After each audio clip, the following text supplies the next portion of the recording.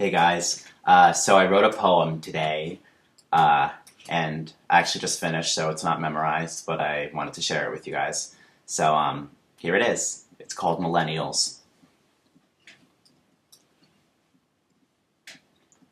Millennials are this, and millennials are that. Obsessed with sex and cell phones, lazy and stupid and fat. Well, as a matter of fact, when you take a step back, subtract the real slack, you'll see a million little Einsteins backtracked and left in the black by schools with rules that make them feel like fools by the age of 7. Adderall must come from heaven, because it's the savior for little boys who have problems with behavior. And if they happen to be black, they're given flack, call them thugs in first grade, and there's no going back.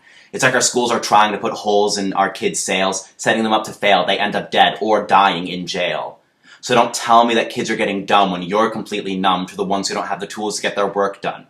Why should getting accepted to a university be directly correlated with overcoming adversity?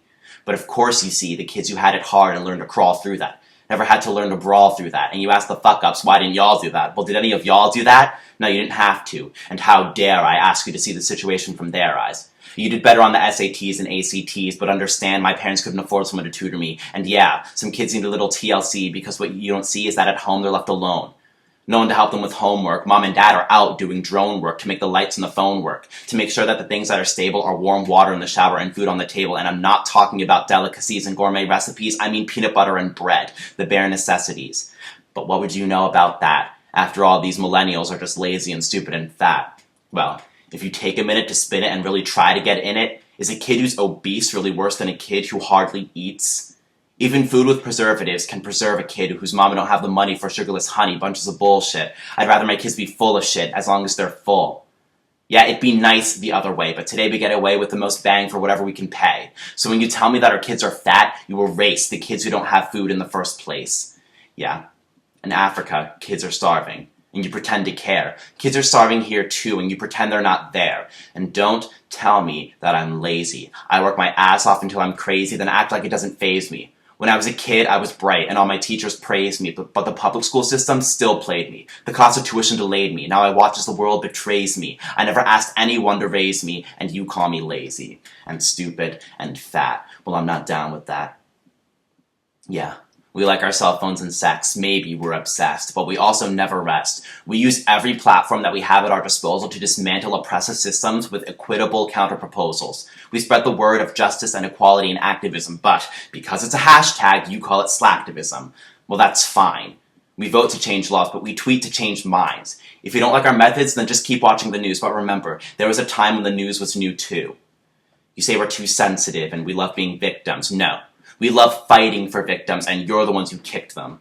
People who are women, or black, or Muslim, or gay are treated like shit every day, but you don't care because you're okay, and we're the only ones who even dare to say we need a new way to convey that we're a country where the downtrodden can seek better days. You think there's some kind of harm in raising kids who never worked on a farm. When we want to veer from traditional careers, you get alarmed. You stress the importance of an education with all of your heart, but tell us those fancy things you learned in college don't really make you smart. Well, what the hell did you expect? Even if we're right, you say we're wrong, because it's seen as disrespect when we tell you what's really going on. But you know what's disrespectful? Disregarding us, because we haven't been alive as long. And no matter what, facts are facts, even when they come from mouths that are lazy and stupid and fat. And as if that wasn't enough, you tell us our music isn't good. It doesn't sound the way it should because it was born in the hood. But if you haven't figured it out, Whip and Nene are the same damn thing as Twist and Shout. I know it's a cliche to say you don't understand me, but it's true, so I'm gonna say it anyway. You make fun of us for words like swag and bae, but at least we see the problem with negatively charging nigger and gay. And you may say that the good apples are not the majority. Well, was it the majority of y'all who started the war in Iraq way back when we were still tiny kids? The war that we inherited. We didn't choose it, you did, right? No. It wasn't something that you chose. That's the way it goes. It's like we live in hand-me-down clothes. And you know, that's what really gets me mad. You act like we created everything we say is bad, when you're the ones who built the foundation on which we grew. And I'm not saying it's only you. Your grandparents did it too. None of us are perfect, but honestly, it's just the hypocrisy that bothers me. Yes. Millennials may be this, and millennials may be that. Some of us are lazy and stupid and fat, but I say that's generationally duplicative, and not even remotely indicative of the beautiful things we create, the beautiful people we are. Though flawed, maybe our faults really are in our stars. And so I have one more message to my fellow millennials. Despite what they say, our greatness is perennial.